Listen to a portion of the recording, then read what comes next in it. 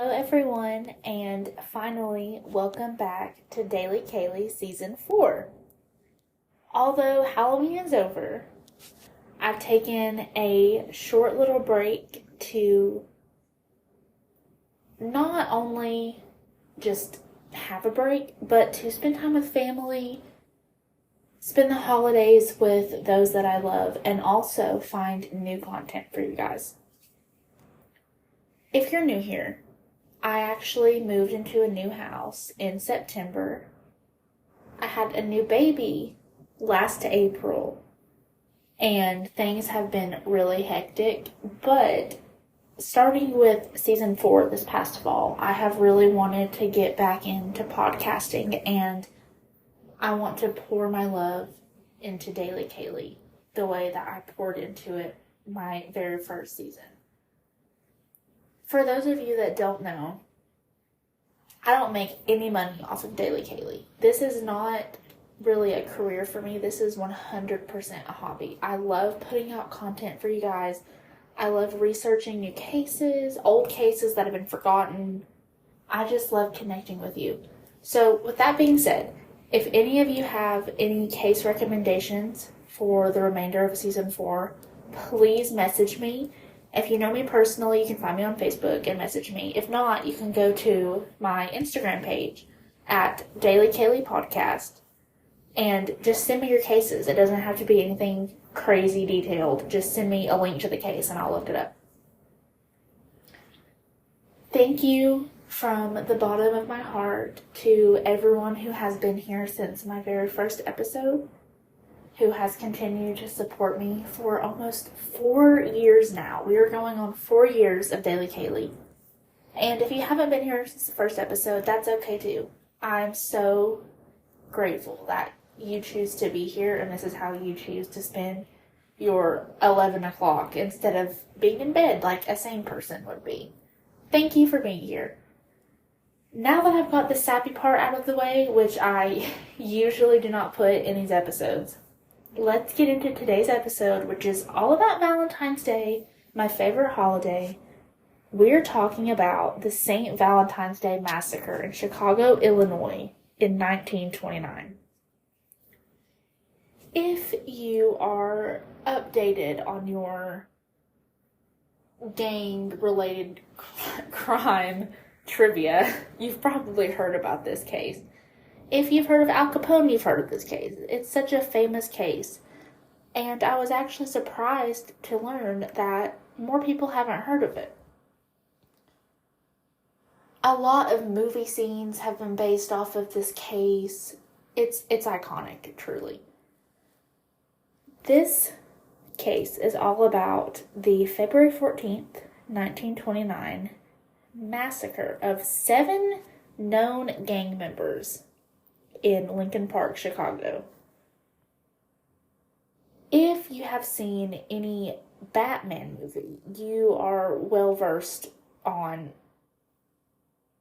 what is the word I'm looking for? Organized crime. That's what I'm looking for. You understand organized crime. It's not anything new. However, it's so iconic when you go back to cases from especially the 20s. I will say the 20s had some crazy gang-related crime, murders, whatever you want to say. But this case, it's just so interesting. Let's just get into it. February 14th, 1929, around 10:30 a.m., there was a murder of 7 members of a known gang in Chicago. They went by the name the North Side Gang. They were actually rivals to notorious Al Capone. Upon the morning of February 14th, 7 men were murdered at a garage on North Clark Street in Lincoln Park, Chicago. They were shot by only 4 men, and these men were using weapons that included 2 Thompson submachine guns, commonly known as the Tommy gun. Famous in movies, like I said. 2 of the shooters, however, were wearing police uniforms. They were posing as police officers, and that is most likely that is why this massacre was so successful, why they were able to get away with it and not have as much pushback from these gang members. The other two men had on business attire, we'll say. They had suits, ties, hats, you name it. It was very interesting.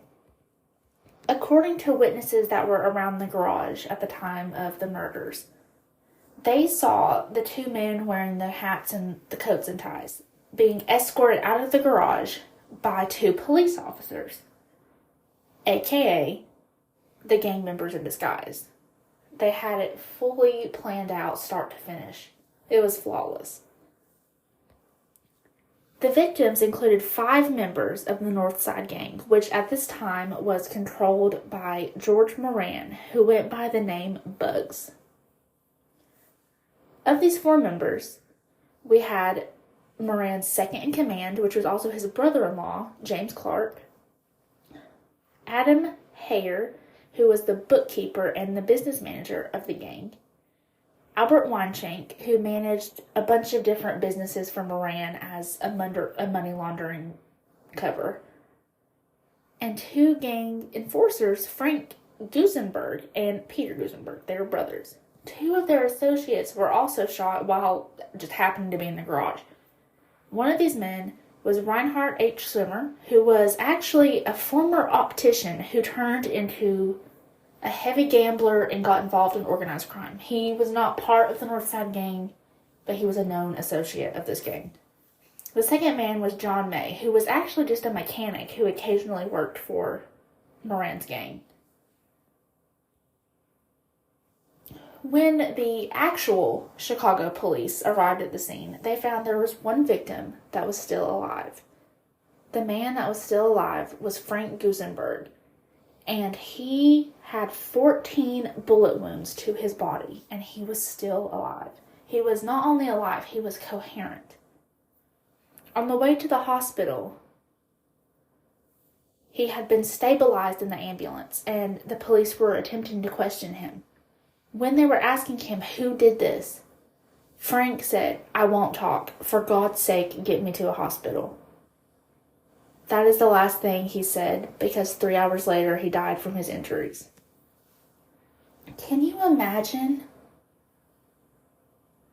the police questioning you about who shot you, and you're so loyal to your gang that you won't speak about it? You won't even say that, yeah, this other gang shot me. You know, it's just something you don't see today. It's iconic. Continuing, the motive of this massacre it's kind of up in the air. It's been speculated for a few different things. However, it is believed that the plan was to completely eliminate Bugs Moran, the leader of the North Side Gang. This hit was absolutely put out by Al Capone. They were rival gangs at the time. It was kind of cut and dry. It wasn't on paper, but it was widely believed Al Capone did this. He had an alibi, coincidentally. He was at his home in Florida at the time of the murder, even though, like I said, it's widely believed he's the one who ordered this massacre to happen. It is believed that the motive behind this, aside from being rival gangs, the straw that broke the camel's back was that the North Side Gang completely hijacked some really expensive whiskey that Capone was smuggling in from Canada, and they completely took over their shipment of whiskey, completely stole it, and that is what caused this massacre.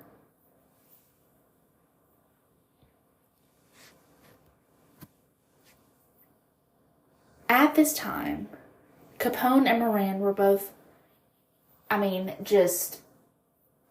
what is a good expression that I'm looking for? They were both just dying to get control of bootlegging, the bootlegging trade. They wanted to bring in illegal alcohol. They wanted to distribute it. Both of them wanted to be the head of this trade. Al Capone was doing great. He was reaching the finish line faster than Moran, and then, bam, he steals his whiskey.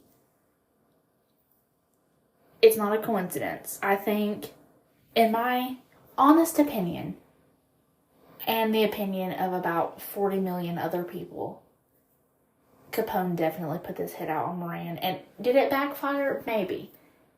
However, he eliminated his bookkeeper, his second in command, and 2 of his enforcers. So I think this was probably a really successful strike for Capone.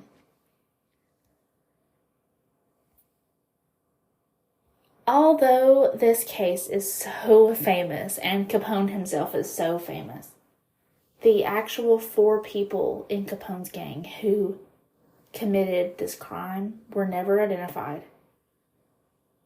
Other than the witnesses who said they saw 2 men being escorted out of the building by 2 police officers, they didn't really get a read on these guys at all. They had absolutely nothing. Iconic. Let me know what you guys think of this case. Yes, it's a bit shorter this year, even though I love going all out for Valentine's Day. But this case is just, God, it's in the back of my mind constantly, because I just love stuff like this. Let me know what you guys thought, and I'll see you guys soon. Happy Valentine's Day.